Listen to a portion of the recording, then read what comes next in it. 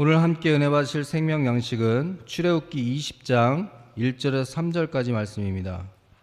출애굽기 20장 1절에서 3절 말씀입니다.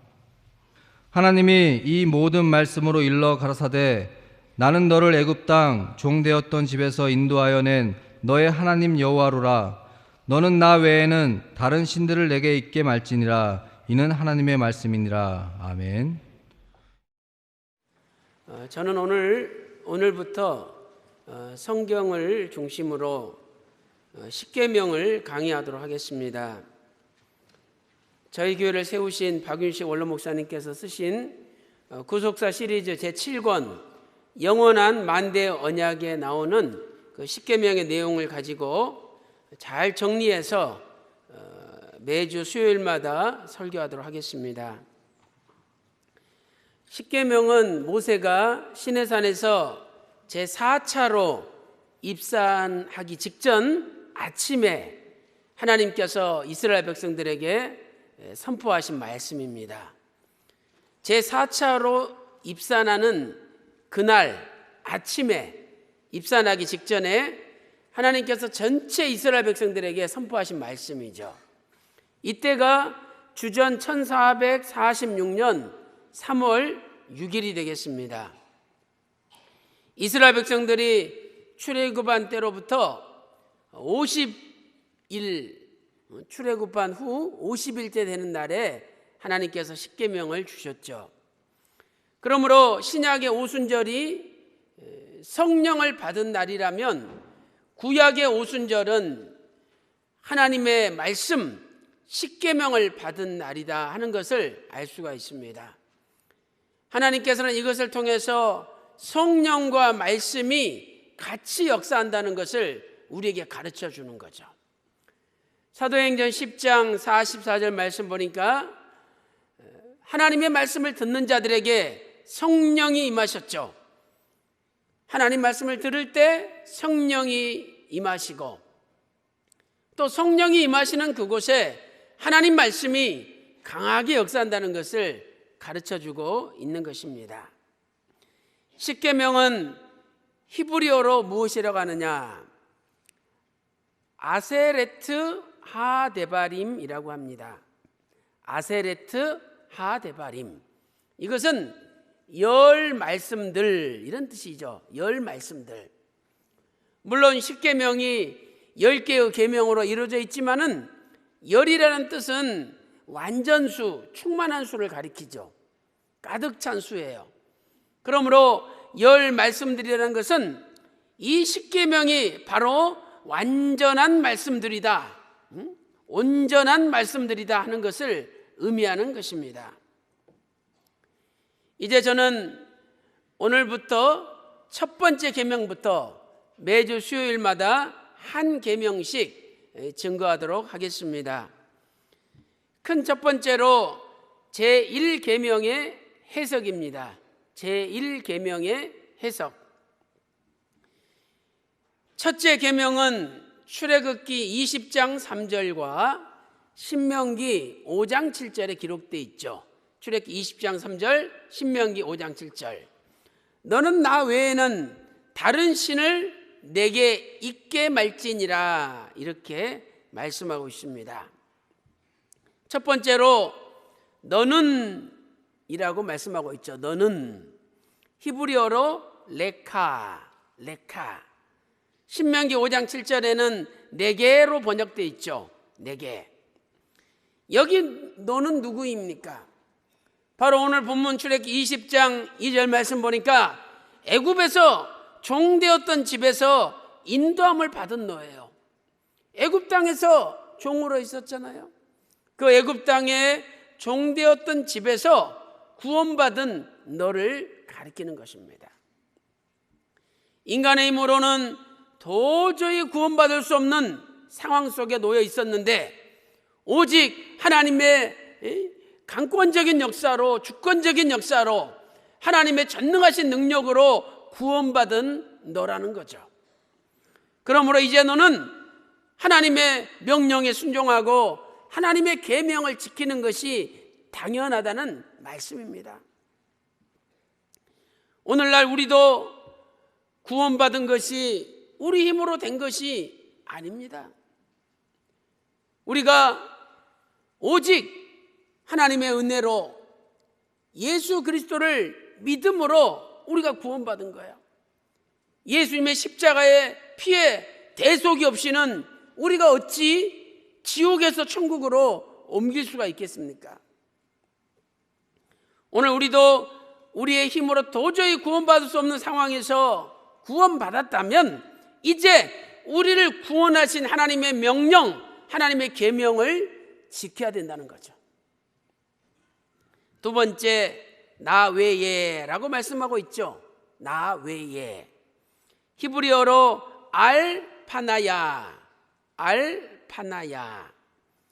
이것은 내 앞에서, 내 면전에서 이런 뜻입니다. 내 앞에서, 내 면전에서, 하나님의 얼굴 앞에서 이런 뜻이에요. 시편 139편 7절 8절 말씀 보니까 주의 앞에서 어디로 피하리까? 주의 앞에서 어디로 피하오리까? 하늘에 올라갈지라도 거기 계시고 음부에 내 자리를 필지라도 거기 계시다는 거예요. 하나님 앞에서 피할 곳은 아무 데도 없다는 말씀이죠. 또한 예레미야 23장 24절을 보세요. 예레미야 23장 24절에 누가 자기를 은밀한 곳에 숨길 수 있겠느냐? 우리 인간은 그 어떤 존재도 은밀한 곳에 자기를 숨길 수 없대요.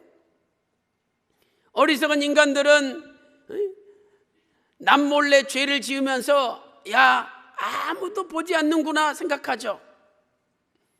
그러나 하나님이 지으신 만물이 보고 있습니다. 천장이 보고 있고 벽이 보고 있고 이불이 보고 있어요. 밖에 나가면 하나님이 지으신 나무가 보고 있고 땅이 보고 있습니다. 은밀한 것을 하나님 앞에 숨길 수 없다는 거예요. 나 여호와가 말하노라 나는 천지에 충만하지 아니하냐 이렇게 선언하고 계십니다. 그러므로 우리가 사람은 속일 수 있어도 하나님을 속일 수 없는 것이죠. 사랑하는 성도 여러분, 오늘 하나님 얼굴 앞에 내가 도망갈 수 없다는 걸 깨닫고 하나님 얼굴 앞에 우상을 두지 말고 하나님 얼굴 앞에 정직하게 살아가는 저와 여러분 되시기를 주님의 이름으로 축원합니다. 세 번째로 다른 신들 무엇입니까? 다른 신들을 내게 있게 말지니라. 이것은 이스라엘 백성들이 애굽에서 430년 머무르면서 섬겼던 애굽의 신들을 가리키죠. 애굽에는 80가지가 넘는 신들이 있었습니다. 여호수아 24장 14절에서도 애굽에서 섬기던 신들을 다 제하여 버리고 오직 여호와만 섬기라 말씀하고 있는 것이죠. 하나님께서 애굽에 10가지 재앙을 일으키셨죠. 그 목적이 무엇입니까? 그것은 바로 애굽의 신들을 심판하기 위한 거예요.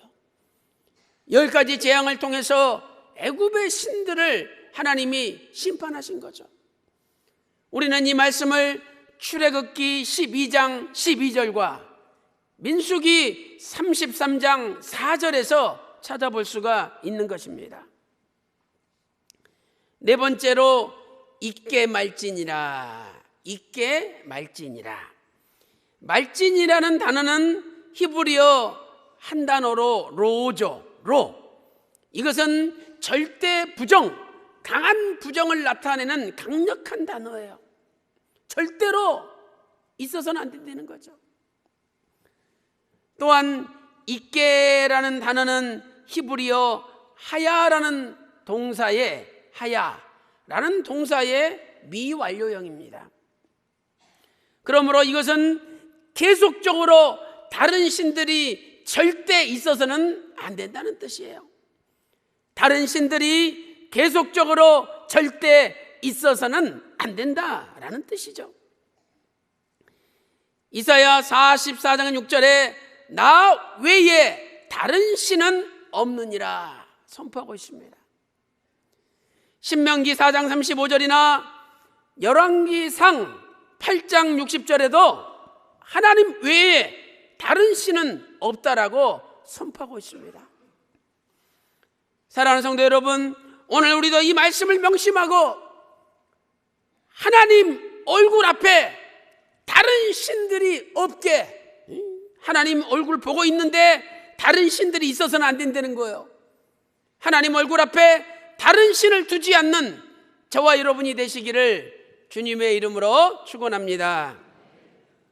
큰 두 번째로 제1계명의 세부율법과 예배에 대한 교훈입니다. 제1계명의 세부율법과 예배에 대한 교훈이죠. 하나님은 제1계명을 좀 더 자세히 설명하시기 위하여 세부적인 율법들을 주셨습니다.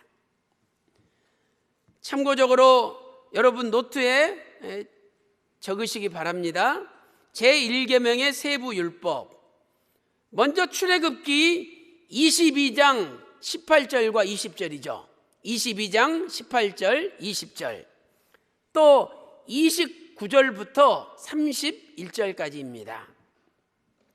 다음으로 출애굽기 23장 13절부터 19절이죠. 23장 13절부터 19절. 또 24절부터 33절까지입니다. 23장 24절부터 33절이죠. 다음으로 신명기에도 여러 군데 세부율법이 기록되어 있습니다. 먼저 신명기 6장 14절에서 15절입니다. 신명기 6장 14절에서 15절.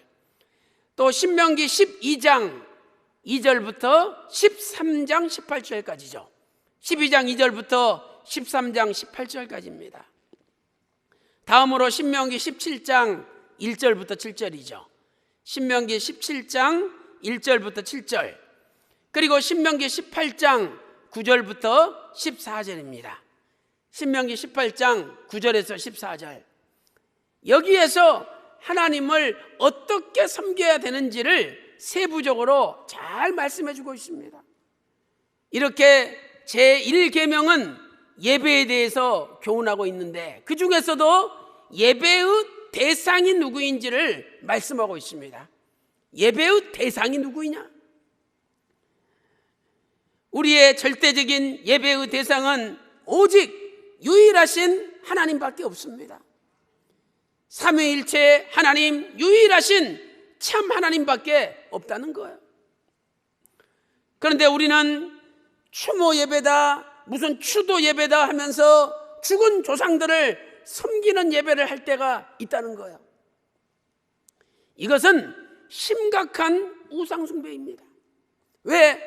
죽은 자는 하나님께 속해 있어요. 하나님의 영역에 속해 있습니다. 그러므로 우리가 죽은 자를 하나님께 맡기면 되는 거지, 우리가 죽은 자를 추모하고 추도하면서 그리워하고 섬겨서는 안 된다는 거예요. 로마서 14장 8절에 사나 죽으나 우리가 주의 것이다. 죽어도 주님 거라는 거죠. 죽은 자도 하나님의 것이기 때문에 하나님께 맡기면 되지, 우리가 죽은 조상에게 제사 드릴 필요가 없다는 말씀입니다. 분명히 성경에서는 조상에게 드리는 제사는 하나님께 드리는 것이 아니라 귀신에게 드리는 거라고 말씀하고 있는 겁니다. 귀신에게 드리는 것도 아니죠. 귀신에게 하는 거죠.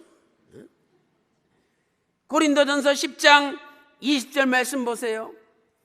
대저 이방인의 제사하는 것은 귀신에게 하는 것이요 하나님께 제사하는 것이 아니니 나는 너희가 귀신과 교제하는 것을 원하지 아니하노라.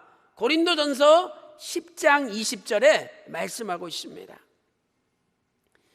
신명기 32장 16절 17절 말씀 보니까 귀신에게 제사할 때 하나님께서 진노를 격발하시겠다고 선포하셨습니다.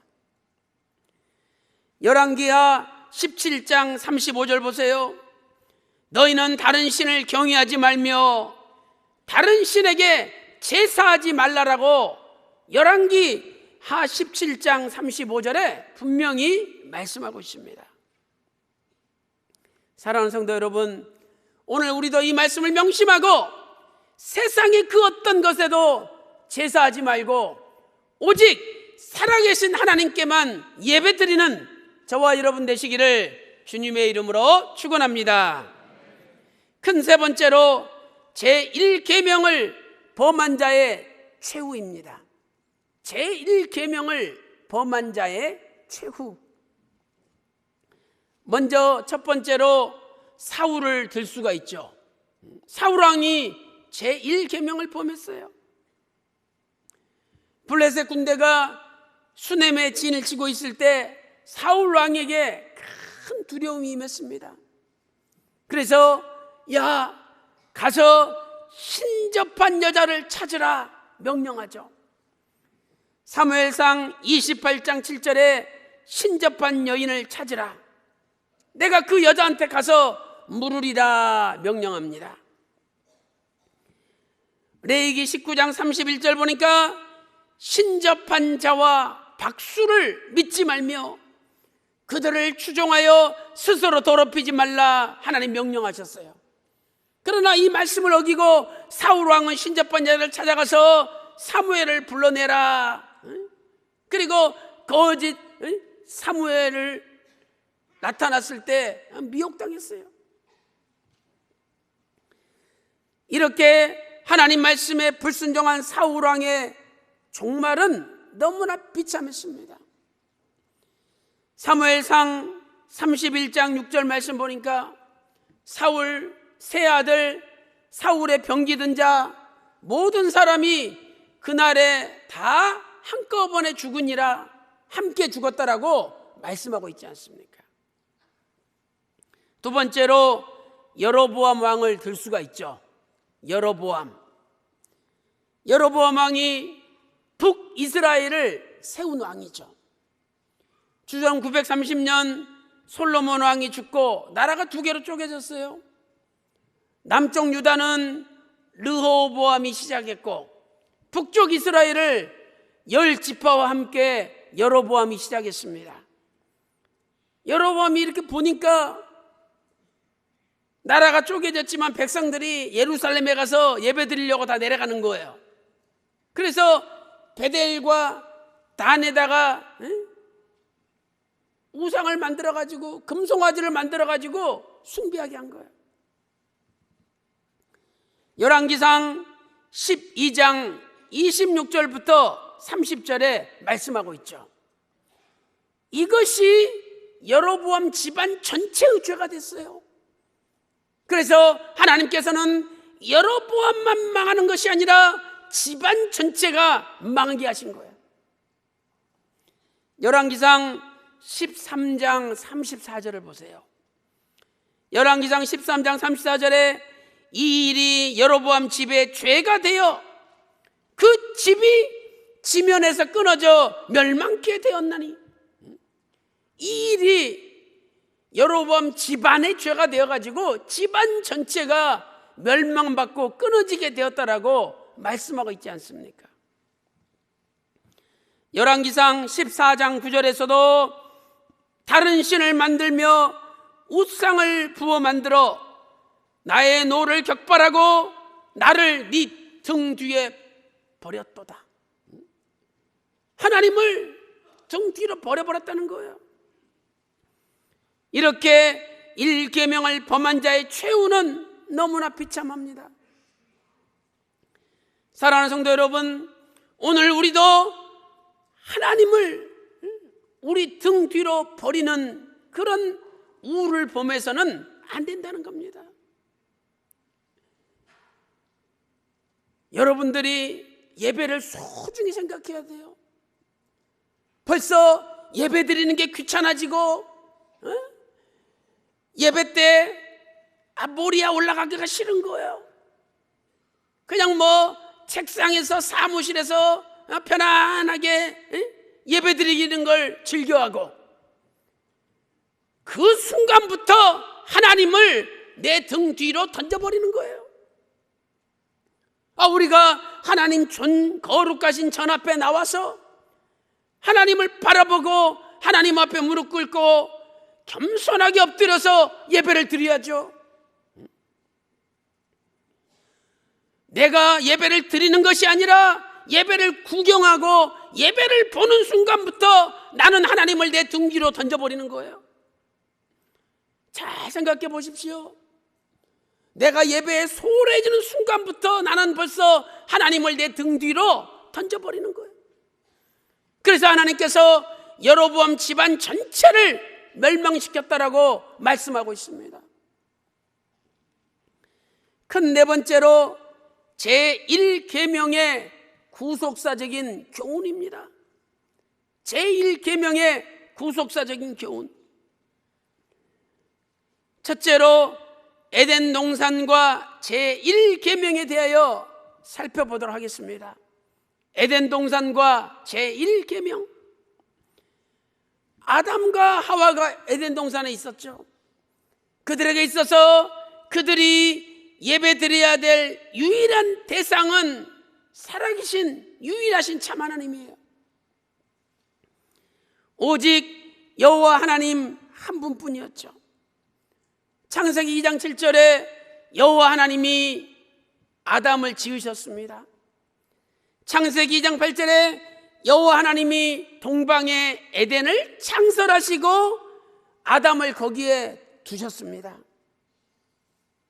그래서 창세기 2장과 3장에는 여호와 하나님이 반복적으로 등장하고 있어요. 여러분 잘 적어 놓으시기 바랍니다. 창세기 2장 보면은요, 9절, 9번째 9절, 그 다음에 15, 16절, 18절, 19절, 21절, 22절에 여호와 하나님이 나옵니다. 또 3장도 마찬가지죠. 3장 1절과 8절과 9절, 13절, 14절, 그리고 21, 22, 23절에 여호와 하나님이 반복적으로 등장합니다. 아담과 하와가 하나님을 유일한 하나님으로 믿었다면 하나님 말씀만 순종해야 되는 거죠. 그런데 그들은 하나님 말씀에 순종하지 않고 뱀의 말에 순종했습니다. 그러므로 결국 그들에게 있어서 여호와 하나님이 유일하신 하나님이 아니라 뱀이 그들의 하나님이 돼버린 거예요. 그래서 그들은 에덴 동산에서 제1계명을 범하고 말았습니다. 아담과 하와가 제1계명을 범한 결과 어떻게 되었습니까? 결국 그들은 에덴 동산에서 쫓겨났다고 창세기 3장 23, 24절에 말씀하고 있습니다. 에덴의 뜻은 기쁘다, 즐겁다라는 뜻이죠. 그러므로 오늘 우리가 제1계명을 범할 때 우리의 삶도 기쁘고 즐거운 에덴의 삶에서 쫓겨나는 신세가 된다는 것입니다. 두 번째, 예수님 시대와 제1계명에 대하여 살펴보도록 하겠습니다. 예수님 시대와 제1계명. 예수님은 어떤 분이십니까?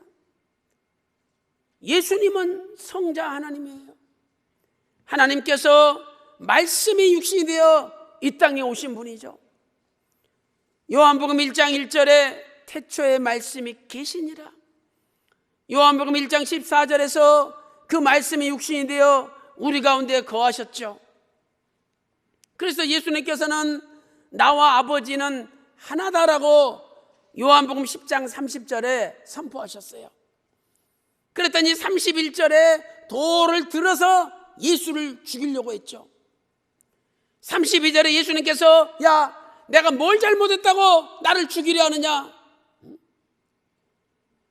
그랬더니 33절에 참남함을 인함이니 네가 사람이 되어 자칭 하나님이라 하느냐라고 대들었습니다. 실로 그들은 예수님을 유일하신 참 하나님으로 믿지 못했어요. 예수님을 하나님으로 믿지 않는 것이 바로 제1계명을 범하는 죄가 되는 겁니다. 예수님 시대에 수많은 사람들이 제1계명을 범하고 말았던 것입니다. 그들은 하늘을 쳐다보면서 하나님을 부르고 하나님의 이름을 부르고 하나님께 예배드리면서 자기들이 제1계명을 지켰다라고 자부했죠. 그러나 그 하나님이 사람으로 이 땅에 오신 예수님을 하나님으로 영접하지 않는 순간에 그들은 제1계명을 다 범하고 말았던 것입니다. 예수님을 하나님으로 믿지 않는 자들은 영적으로 뱀의 계열에 쓴 자들이죠.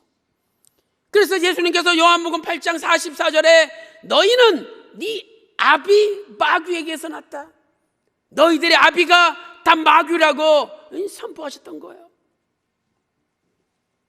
저는 처음부터 살인하는 자요 진리가 그 속에 없으므로 진리에 서지 못하고 거짓을 말할 때마다 제 것으로 말하느니 이는 저가 거짓말장이요 거짓의 아비가 되었음이라, 이렇게 말씀하고 있습니다. 사랑하는 성도 여러분, 오늘 저와 여러분은 주님을 어떤 분으로 믿고 계십니까?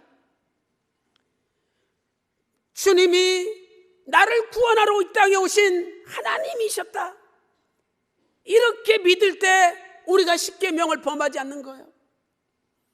그러나 이스라엘 백성들은 이 땅에 오신 주님을 하나님으로 믿지 못함으로 제1계명을 범하는 죄를 짓고 말았다고 성경은 말씀하고 있는 것입니다. 결론적으로 오늘날에도 제1계명을 범하는 사람들이 있습니다. 오늘날에도 제1계명을 범하는 사람들이 있다는 거죠. 첫째로 오늘날의 우상은 바로 탐심입니다. 탐심. 골로새서 3장 5절에 땅에 있는 지체를 다 죽이라. 땅에 있는 것은 음란과 부정과 사욕과 악한 정욕과 탐심이니 탐심은 우상 숭배니라, 이렇게 말씀하고 있습니다. 오늘 하나님보다 뭔가 더 간절히 사모하는 것이 있다면 바로 그것이 우상이 되는 것입니다.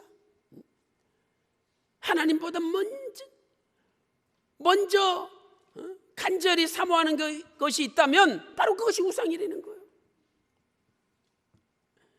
하나님을 사모하면 하나님 앞에 나오기를 즐겨하죠. 하나님을 사모하면 하나님 말씀을 듣기를 즐겨합니다. 하나님을 사모하면 하나님 앞에 예배드리는 것을 즐겨하는 것입니다. 가룟 유다는 예수님보다 돈을 더 사모했습니다. 그래서 결국은 은 30에 예수님을 팔아넘기고 말았던 것이죠. 마태복음 26장 15절 16절 말씀 보니까 내가 예수를 너희에게 넘겨주려니 얼마를 주려느냐? 야, 내가 예수님 넘겨줄 텐데 얼마 주겠느냐? 그들이 은 30을 달아주거늘 저가 그때부터 예수를 넘겨줄 기회를 찾더라, 이렇게 말씀하고 있습니다. 마태복음 27장 3절과 27장 9절에도 은 30에 대해서 말씀하고 있지 않습니까? 사랑하는 성도 여러분, 두 주인을 섬길 수 없는 거예요. 두 주인을. 주인이 둘이면은요 아무것도 안 돼요. 왜? 이 사람 눈치 봐야지, 저 사람 눈치 봐야지, 이해를 못하는 거예요. 그래서 예수님께서 마태복음 6장 24절에 두 주인을 섬길 수 없나니 너희가 하나님과 재물을 겸하여 섬길 수 없느니라. 돈을 너무 사랑하는 사람은 절대 하나님 섬길 수 없다는 거예요. 우리가 하나님을 섬긴다면 돈을 초월해야 된다는 겁니다. 아마 교회 나오는데 헌금이 없다, 아마 교회가 엄청나게 부흥될 겁니다. 그러나 그것은 하나님을 사랑하는 게 아니에요. 헌금을 내라고 하는데도 내가 하나님 앞에 진심으로 기쁜 마음으로 나와서 예배 드릴 수 있을 때 바로 그분이 진짜 하나님을 믿는 거죠. 요한일서 5장 21절 말씀 보니까 자녀들아 너희 자신을 지켜 우상에서 멀리하라. 우리가 우상에서 멀리하려면 내 스스로 나를 지켜야 된다는 거예요. 너무 돈에 대해서 욕심이 많고 권력에 대해서 욕심이 많고 명예에 대해서 욕심이 많으면 결국은 우상에서 자유로울 수가 없다는 겁니다. 사랑하는 성도 여러분, 한번 잘 생각해 보세요.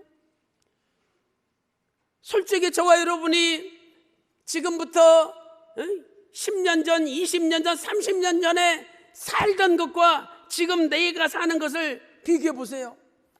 그때보다 얼마나 우리가 잘 살게 됐어요. 그 교구 신방 가면은요, 집 있는 분이 거의 없어요. 다 새빵살이지. 그런데 요새는 신방 가면은 전부 아파트 다 자기 집이 있어요. 야, 한 20년 만에 진짜 잘 살게 됐어요. 그런데요, 새빵 살 때는 수요 예배, 목요 예배 안 빠지고 열심히 합니다. 근데 지금은 자기 집, 자기 아파트가 다 있는데 수요 예배, 목요 예배 껐덕하면 안 나옵니다. 아예 안 나와요. 아예 안 나와. 주일날만 겨우 와서 예배 드리는 거죠. 차라리 그분은 다시 옛날로 돌아가서 거지처럼 못 살면 정신 차려요. 왜? 그때가 더 낫죠. 하나님 앞에 수요 예배, 목요 예배 빠지지 않고 열심히 예배 드리니까. 가난해도 그게 복된 거예요.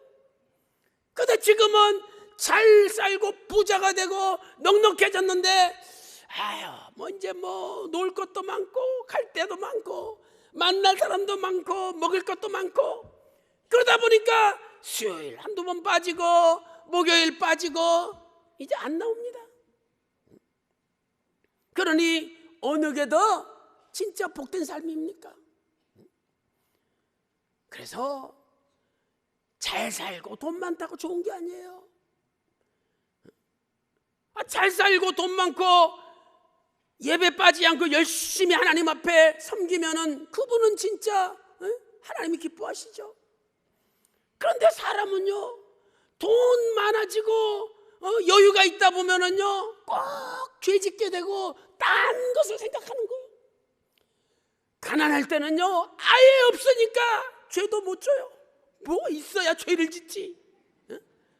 당장 먹고 사는 것도 없는데 무슨 놀러 가고 누구 만나고 그래요.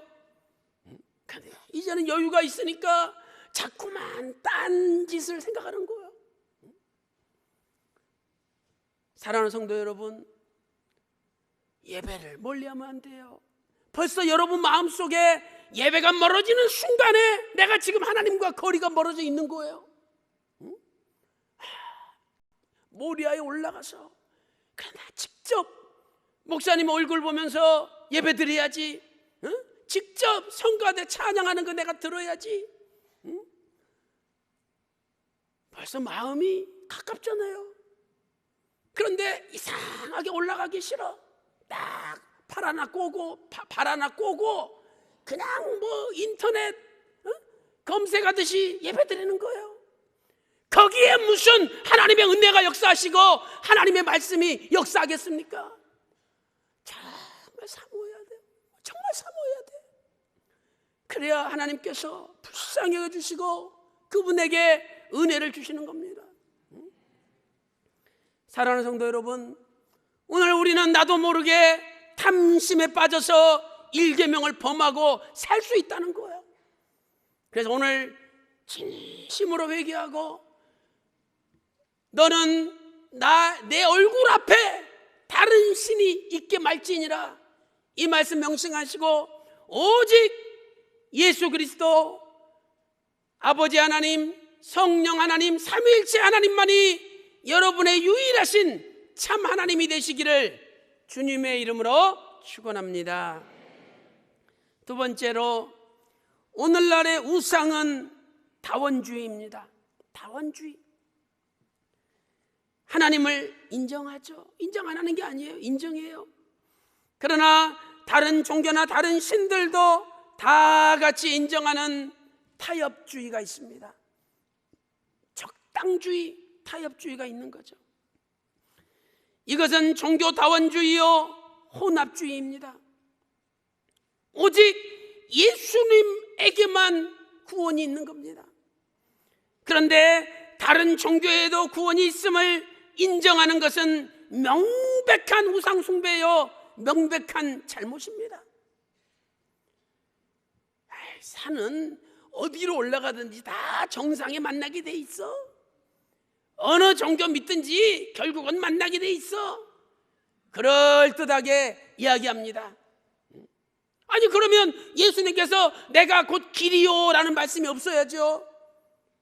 그 길, 예수님만이 한 길에 한 길, 나로 말미암지 않고는 아버지께로 갈 자가 없느니라.